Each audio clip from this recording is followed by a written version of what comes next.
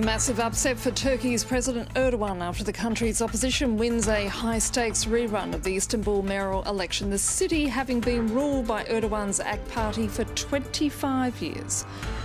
Also, Donald Trump threatens a new wave of sanctions against Iran, the Iranian foreign minister responding by accusing the president's B team of trying to trap the American leader into military action.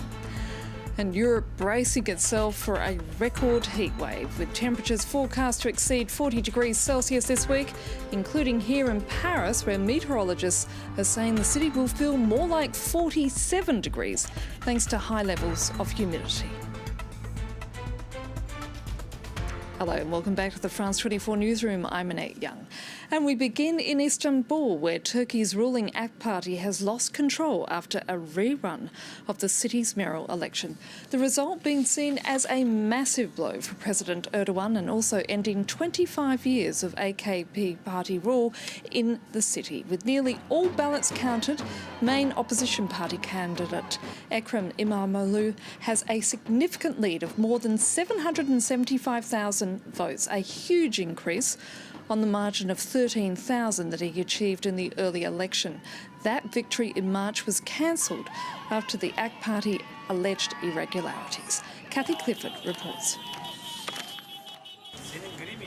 On the streets of Istanbul, residents discussed their new mayor and his landslide result. I didn't cast my vote last time because I believed that our votes were stolen, but I saw our people had awakened and I decided to wake up now too, so I cast my vote.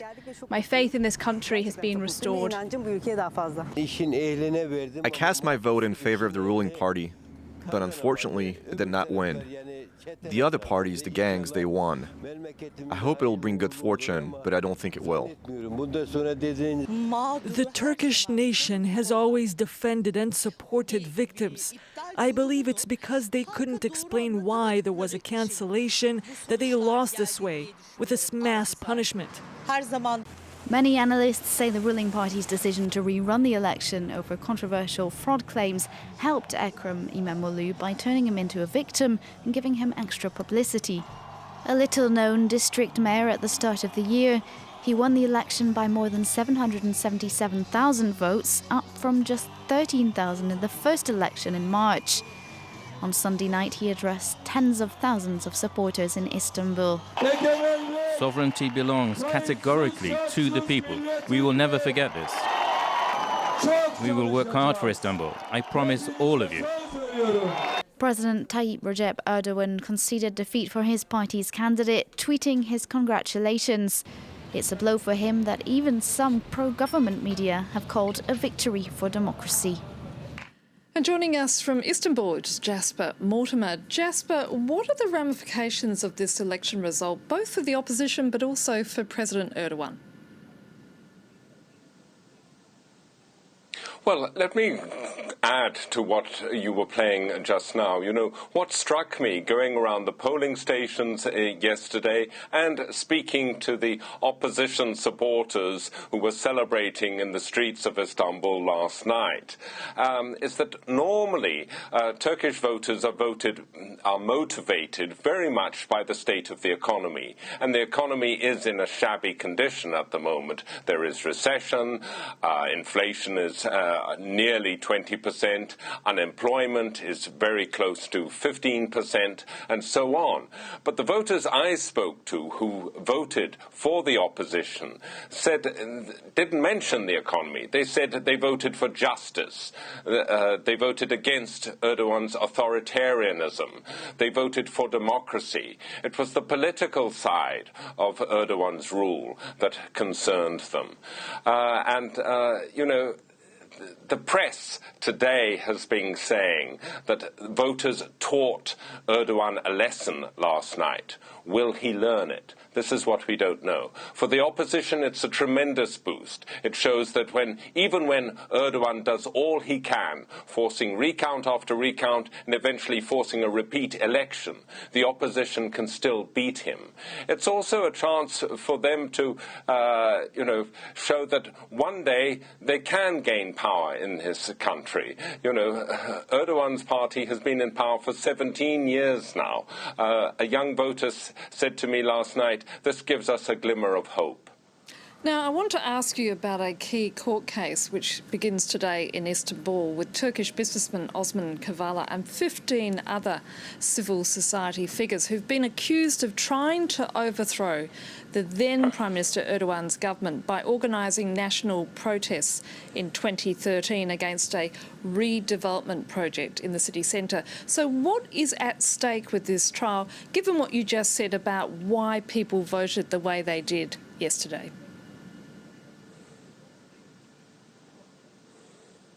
What is at stake here is whether the government can actually convince the courts and the people beyond the courts that the Gezi Park protests of June 2013 were actually a subversive plot to overthrow the government. Everybody thinks, and I think rightly so because I was there, that the Gezi Park protests began as a spontaneous demonstration against the government plans to knock down, demolish a park in the middle of the city and put up yet another shopping mall. But it quickly grew into a demonstration against Erdogan. And it was not just a demonstration in Istanbul, there were demonstrations and protests in about 50 other cities across the land. And it went on for 2 weeks. Today's trial is actually an attempt to say that there was a small cabal of people behind these protests, that they were planned and that they intended to overthrow the government.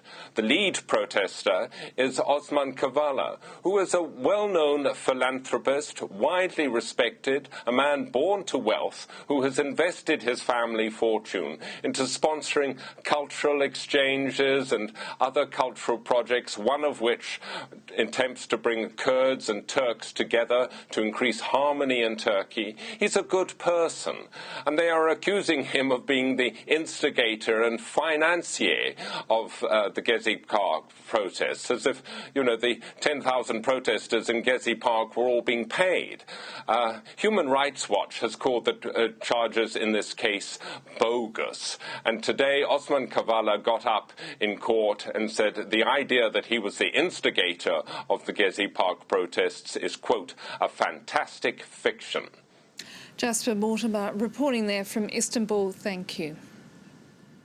Now to the other big story of the day. US Secretary of State Mike Pompeo is in Saudi Arabia this Monday for talks on coordinating with the American ally in the midst of those mounting tensions with Iran. Pompeo meeting both the King and the powerful Crown Prince before flying for talks in the United Arab Emirates. Leaders there are also pushing a tough American approach against regional rival Iran. In the meantime, Tehran is denying it was hit by a US cyber attack.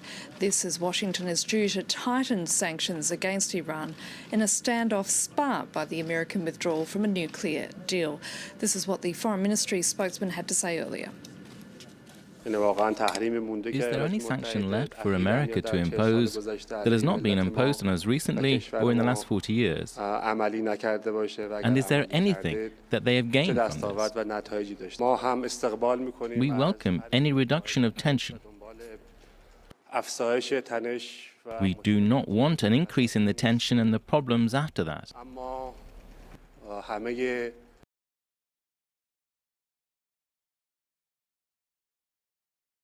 Now, if you're living in Western Europe, you may already be feeling the effect of a blistering heat wave stretching across the continent. Here in France, the mercury is set to hit more than 40 degrees Celsius. The extreme weather coming on the back of a wave of hot air from North Africa. People are set to bake in what forecasters are warning will be record-breaking temperatures for June. Nick Rushworth has more. The Eiffel Tower in the sun, what could be more perfect? Except it is just a bit too hot. People have got umbrellas out to stay in the shade. In Marseille, they're used to hot weather, but with highs this week in the mid-30s and nearing 40 degrees, people are adjusting. We use natural methods, closing the shutters, keeping windows open at night, drinking lots of water. We stay indoors and with aircon on, it's fine. With temperature records expected for June, this mayor of a village in southwest France is visiting the aged. Authorities are wary of heat waves after the sweltering heat of the summer of 2003, when nearly 15,000 people died, most of them elderly. If we find that people are beginning to suffer because of the heat wave, we'll bring them here. We can pick them up to bring them here and then take them home. Outside France, forecasters in Spain are predicting peak temperatures this week above 40 degrees centigrade. Germany is expecting the June record of 40.3 degrees to be broken. And in Britain, the heat wave could trigger violent storms in what will be hot, humid and unstable weather. And that's it for this edition. Do stay with us on France 24.